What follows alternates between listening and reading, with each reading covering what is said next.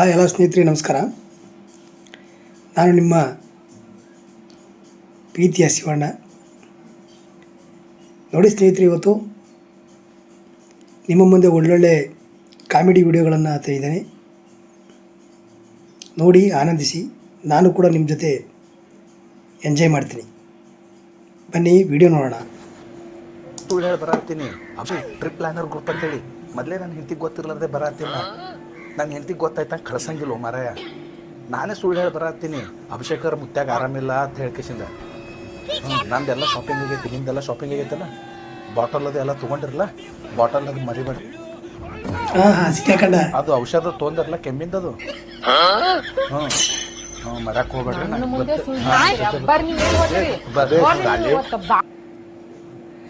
ನೋಡಿ ಸ್ನೇಹಿತರೆ, ಯಾವುದೇ ವ್ಯಕ್ತಿ ಆದ್ರೂ ಮಾತ್ರ ಹೆಂಡತಿ ಕಂಡ್ರೆ ಮಾತ್ರ ಯಾವುದೇ ರೀತಿಯಾದ ವ್ಯವಹಾರದಲ್ಲಾದರೂ ಕೂಡ ಭಯ ಇರುತ್ತೆ. ಯಾರು ಬೇಕಾದ್ರೂ ಫೈಟ್ ಮಾಡ್ಬೋದು.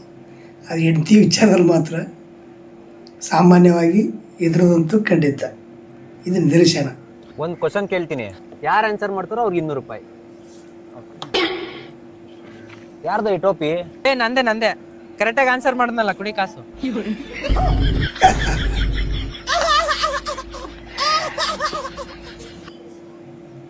ಕೊಟ್ಬಿಟ್ಟು ಹೋಯ್ತಾ ಇರದೆ, ಏನು ಮಾತಾಡೋಂಗಿಲ್ಲ. ಸತ್ಯ ಕರೆಕ್ಟಾಗಿ ನನ್ನ ಗಂಡ ಇತ್ತೀಚೆಗೆ ತುಂಬಾ ಚೇಂಜ್ ಆಗಿದ್ದಾರೆ. ಈ 6 ತಿಂಗಳಿಂದ ಪ್ರತಿದಿನ ಒಂದೊಂದು ಗಿಫ್ಟ್ ತಗೊಂಡ್ಬರ್ತಿದ್ದಾರೆ. ಅರೆ, ಅವ್ರ ಫೋನೇ ರಿಂಗ್ ಆಗ್ತಾ ಇದೆ. ಹಲೋ, ರಾಜ್ ಇಲ್ವಾ? ರಾಜ್ ಹೊರಗೆ ಹೋಗಿದ್ದಾರೆ. ನೀವ್ಯಾರು ಹೇಳಿ?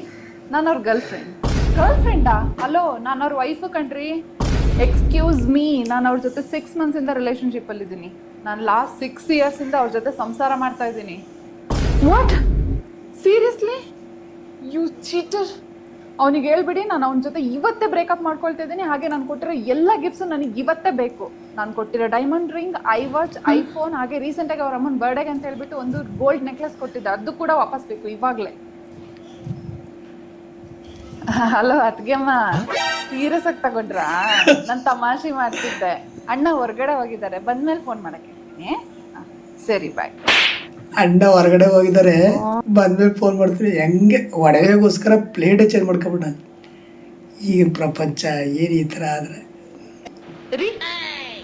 ರೀ ದವಾಖಾನಿಗೆ ಹೋಗಿ ಬಂದಿನಿ. ಇದೇನು ರಿಪೋರ್ಟ್ ಕೊಟ್ಟಾರ ನೋಡ್ರಿ.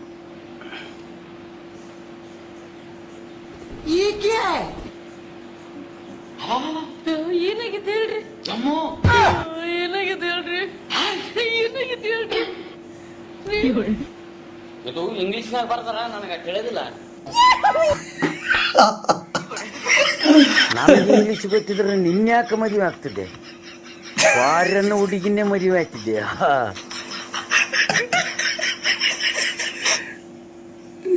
ಇಂಗ್ಲೀಷ್ ಬರೋದಕ್ಕೆ ಅವರು ಅವಳೇ ಆಟಾಡಕ್ಕೆ ಬರ್ಬಿಟ್ಟಿದ್ರಪ್ಪ. ಕತೆ ಚೆನ್ನಾಗಿ ಮಾಡ್ತಾರೆ, ಸೂಪರ್, ಚೆನ್ನಾಗಿದೆ. ಊಟ ಎಷ್ಟೊತ್ತು ಕೊಡ್ತಾರಪ್ಪ ತಮ್ಮ? ಬರ್ತದ 5 ಸ್ಟಾರ್ ಹೋಟ್ಲಿಂದ. ಸಾಕಾಗಿರ್ತದ ಮಾತ್ರ. ಇದು ಬೇರೆ ಒಂದು. ತಗೊಳ್ಳಿ ತಟ್ಟೆ ತಗೊಳ್ಳಿ, ಹಿಡ್ಕೋ, ರೊಟ್ಟಿ ಹಿಡ್ಕೋ. ಇಷ್ಟೇನಾ? ಇಷ್ಟೇ. ಈ ಜೈಲಲ್ಲಿ ಸಿಕ್ಕೋದು ಇಷ್ಟೇ. ಇದಕ್ಕಿಂತ ಜಾಸ್ತಿ ಬೇಕಾದ್ರೆ ದೊಡ್ಡ ಜೈಲಿಗೆ ಹೋಗ್ಬೇಕಾಯ್ತದೆ ಸರ್. ದೊಡ್ಡ ಜೈಲಿಗೆ ಏನೂ ಇಲ್ವಾ? ಇಲ್ಲ, ಉಪ್ಪಿನಕಾಯಿ ಖಾಲಿ ಆಯ್ತು, ಹಂಗೆ ತಿನ್ಕೊಳ್ಳಿ. ಅಣ್ಣ ನಂಗೆ ನೀನ್ ಹಿಂಗೆ ಇನ್ಸ್ಪೆಕ್ಟರ್ ಹತ್ರ ಫಿಟ್ಟಿಂಗ್ ಇಡ್ತಾ ಇರು. ನಿನಗೆ ಊಟನಿಲ್ಲ, ಏನಿಲ್ಲ. ಊಟ ಎಷ್ಟೊತ್ತು? ರಿಪೀಟ್ ಆಗಿಬಿಟ್ಟಿದೆ. ಆದರೆ ಸ್ನೇಹಿತರೆ, ಇದು ಹಳೇ ಡೈಲಾಗ್ ಆದರೂ ಕೂಡ ತುಂಬ ಚೆನ್ನಾಗಿದೆ. ಮಾತ್ರ ಕೇಳೋಂಥವ್ರಿಗೆ ಸೂಪರ್ ಆಗಿದೆ. Thank you.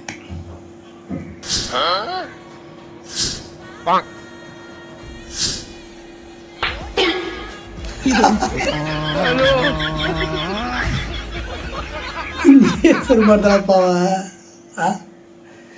ಈ ಥರ ಮಾಡಿಬಿಟ್ರೆ ಅವ್ನ ಪರಿಸ್ಥಿತಿ ಏನಂತೆ. ಇನ್ನೇನು ಅದೇ ನಿಜವಾಗ್ಲೂ ಆಗಿದ್ದೆವು ಅಥವಾ ರೀಲ್ ಮಾಡೋಕ್ಕೋಸ್ಕರ ಮಾಡಿದ್ರೆ ಅಂತ ಗೊತ್ತಿಲ್ಲ.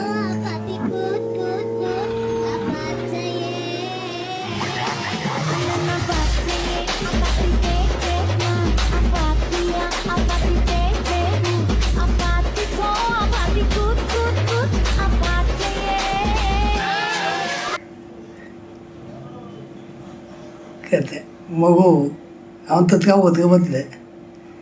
ಅವಾಗ ಎಷ್ಟೇ ಇದು ಮಾಡಿದ್ರು ಮಕ್ಕಳೇ ಮುದ್ದು. ನೋಡಿ ಎಷ್ಟು ಚೆನ್ನಾಗಿ ತಾಯಿ ಮಡ್ಲಿಗೆ ಬಂದ ತಕ್ಷಣ ಯಾವ ರೀತಿ ಖುಷಿಯಾಗಿ ಹೋಗುತ್ತೆ ಅಂತ ಅಲ್ವಾ ಸ್ನೇಹಿತರೆ.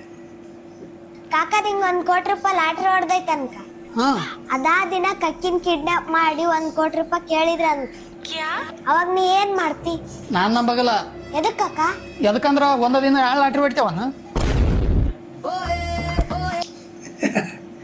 ಹಳ ಡೈಲಾಗು ಹೊಸ್ದಾಗಿ ಮಾಡಿದ್ದಾರೆ ಅಷ್ಟೇ.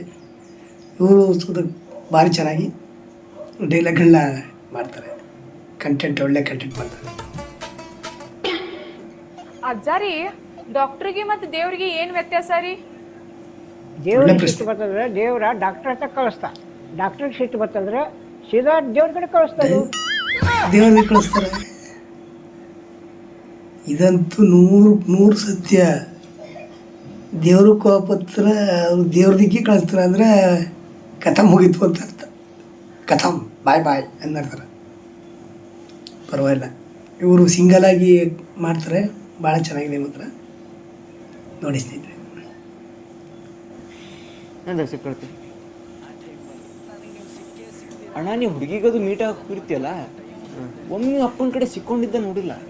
ಅದು ಹೆಂಗೆ ಅಂದ್ರೆ ಸಿಕ್ಕೊಳ್ತೀನಿ. ಅಪ್ಪ ಏನಾರ ಕಾಲ್ ಮಾಡಿಬಿಟ್ರೆ ಹುಡುಗಿದ್ದಾಗ ಎಲ್ಲರೂ ಏನಂತಾರೆ, ನಾ ಫ್ರೆಂಡ್ ಮನೇಲಿದ್ದೆ, ಹಂಗಿದ್ದೆ ಇಂದ ಪಾಲ್ತು ರೀಸನ್ಸೇ. ನಂದಂಗಲ್ಲ, ನಂದು ಯೂನಿಕ್. ಏನಂತ ಅಕಸ್ಮಾತ್ ಕಾಲ್ ಮಾಡ್ದನಪ್ಪ, ನಂದು ಎಕ್ಸಾಮ್ ಹತ್ರ ಬಂತು, ಒಂದು ಸ್ವಲ್ಪ ಡೌಟ್ಸ್ ಇತ್ತು, ಅದಕ್ಕೆ ಟೀಚರ್ ಮನೆಗೆ ಡೌಟ್ಸ್ ಕೇಳಕ್ಕೆ ಬಂದಿದೆ ಅಂತೆ. ಟೀಚರ್ ಕೈ ಯಾಕೆ ಕೊಡಂದ್ರೆ ಕೊಡ್ತೀನಿ ಅವಳಿಗೆ. ಟೀಚರ್ ಯಾರಂತ ಅಪ್ಪನಿಗೆ ಅಂತ ಗೊತ್ತು. ನನ್ನ ಐಡಿಯಾ ನೋಡು, ಯಾವಾಗೂ ಬೆಸ್ಟ್. ಯಾರಿಗ ಬೇಡ. ಸುಮಿತ್ ಎಲ್ಲೋದ? ಅವನಿಗೆ ದೊಡ್ಡ ಇವತ್ತೇ ಓದಿದ್ ನೆನಪಾಗದೆ. ಎಂತ ಕೇಳ ಹೋಗೋಣ? ಅದ್ಯಾವುದೋ ಟೀಚರ್ ಮನೆಗೆ ಡೌಟ್ ಕೇಳಕ್ಕೆ ಹೋಗೋಣಂತೆ. ಅದಕ್ಕೆ ಟೀಚರ್ ಮನೆಗೆ ಡೌಟ್ಸ್ ಕೇಳಕ್ಕೆ ಬಂದಿದೆ ಅಂತೆ. ನಾವು ಸರಿ ಟೀಚರ್ ಹತ್ರ ಫೋನ್ ಕೊಡೊಂದೆ. ಟೀಚರ್ ಕೈ ಯಾಕೆ ಕೊಡೋದು? ಕೊಟ್ಟ ಪಾಪ ಟೀಚರ್ ಚಲೋ ಮಾತಾಡು. ಟೀಚರ್ ಯಾರಂತ ಅಪ್ಪನಿಗೆ ಅಂತ ಗೊತ್ತು. ಅಭ್ಯಾಸಕ್ಕೆ ಹೋಗೋಣ ಈ ಸಲ. Good news.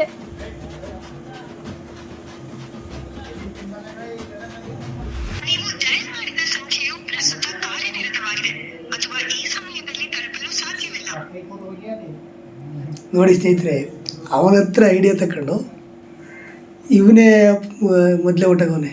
ಅಂದರೆ ಕೆಲವು ಈ ರೀಲ್ಸ್ಗಳಿಂದ ನಾವು ಕೂಡ ಕೆಲವು ವಿಚಾರಗಳನ್ನ ತಿಳ್ಕೋಬೇಕಾಗುತ್ತೆ. ಯಾಕಂತಂದರೆ ಕೆಲವು ವಿಚಾರಗಳನ್ನ ಅವರು ಹೇಳಿದಾಗ, ಅವ್ರ ಅನುಭವ ಅಥವಾ ಏನೋ ಒಂದು ಹೇಳಿದಾಗ ನಮಗೇನಾಗುತ್ತೆ ಅಂತಂದರೆ ನಾವೇ ಟ್ರೈ ಮಾಡೋಕ್ಕೆ ಪ್ರಯತ್ನ ಪಡ್ತೀವಿ.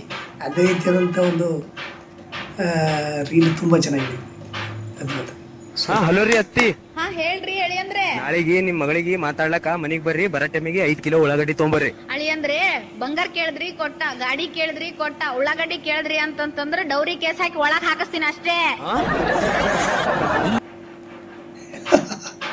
ಇದು ಉಳ್ಳಾಗಡ್ಡಿಗೆ ಅಂದರೆ ಈರುಳ್ಳಿಗೆ ಎಷ್ಟು ಬೆಲೆ ಇದೆ ಅಂತಕ್ಕಂಥದ್ದು ಈ ರೀಲ್ ಮುಖಾಂತರ ತೋರಿಸೋ ಪ್ರಯತ್ನ ಪಟ್ಟವ್ರೆ. ತುಂಬ ಚೆನ್ನಾಗಿದೆ. God bless you. ಸೂಪರ್. ನಾವು ಇಂಥವುಗಳನ್ನ ಒಂದು ಬೇರೆ ರೀತಿ ಆಲೋಚನೆ ಮಾಡ್ಬೇಕಾಗುತ್ತೆ. हे हे रुका रुका तनी हमके आगे वाले छोड़ दा. अरे यार हम यहीं बस आगे में ले जाएंगे तुम यार. आज तू जहाँ जाइबा वहाँ ले छोड़ दिया. बैठा चलो चल आज उतरा आज तो काली तो है यहाँ का. ನೋಡಿ ಸ್ನೇಹಿತರೆ, ಇದು ಹಿಂದಿ ಭಾಷೆಯಲ್ಲಿದೆ. ಎಲ್ಲರಿಗೂ ಕೂಡ ಅರ್ಥ ಆಗುತ್ತೆ. ಜೋಕ್ ಅಂದಮೇಲೆ ಹಿಂದಿ ಭಾಷೆ ಯಾವುದ್ರ ಇದ್ರೂ ಸರಿಯೇ, ಆದರೆ ಚೆನ್ನಾಗಿ ಅರ್ಥ ಆಗುತ್ತೆ. ಹುಡುಗಿ ಡ್ರಾಪ್ ಕೇಳವಳೆ, ಅವಳು ಇಲ್ಲೇ ಇಳಿತೀನಿ ಅಂತ ಹೇಳೋನೆ, ಆದರೂ ಅವಳು ನಂಬಿಲ್ಲ. ನಾನು ಹಚ್ಕೋಬೇಕಾಗುತ್ತೆ, ಡ್ರಾಪ್ ಕೊಡ್ಬೇಕಾಗುತ್ತೆ ಅನ್ನೋ ಉದ್ದೇಶಕ್ಕೆ ಈ ರೀತಿ ಮಾಡ್ತಾವ್ರೆ ಅಂತ ಕೆಲವು ಸಂದರ್ಭಗಳು ನಮಗೂ ಕೂಡ ಬರ್ತವೆ. ಹಾಗಾಗಿ ಇವಳು ಗಾಡಿ ಮೇಲೆ ಹತ್ತಿರ ಪಕ್ಕದಲ್ಲೇ ಬಂದು ಇಳಿಸ್ಬಿಟ್ಟು ಹೋಯ್ತಾನೆ. ಇದು ಅವಳು ಪಶ್ಚಾತ್ತಾಪ ಪಡ್ಬೇಕಾದಂಥ ವಿಷಯ. ನೋಡಿದ್ರೆ ಸ್ನೇಹಿತರೆ, ಇಂಥ ಹೊಸ ಹೊಸ ವೀಡಿಯೋಗಳನ್ನು ನಿಮ್ಮ ಮುಂದೆ ತರ್ತೀನಿ. ದಯವಿಟ್ಟು ನನ್ನ ಚಾನಲ್ಗೆ ಯಾರು ಸಬ್ಸ್ಕ್ರೈಬ್ ಮಾಡ್ಕೊಂಡಿಲ್ಲೋ ಅಂಥವ್ರು ಸಬ್ಸ್ಕ್ರೈಬ್ ಮಾಡಿ, ಬೆಲ್ಲೈಕನ್ ಒತ್ತೋದ್ರ ಮುಖಾಂತರ ಸೆಲೆಕ್ಟ್ ಮಾಡಿ. ಧನ್ಯವಾದಗಳು. ನಮಸ್ಕಾರ. ನನ್ನ ಚಾನಲ್ಗೆ ಸಬ್ಸ್ಕ್ರೈಬ್ ಮಾಡಿ, ಬೆಲ್ಲೈಕನ್ ಒತ್ತೋದ್ರ ಮುಖಾಂತರ ಸೆಲೆಕ್ಟ್ ಮಾಡಿ.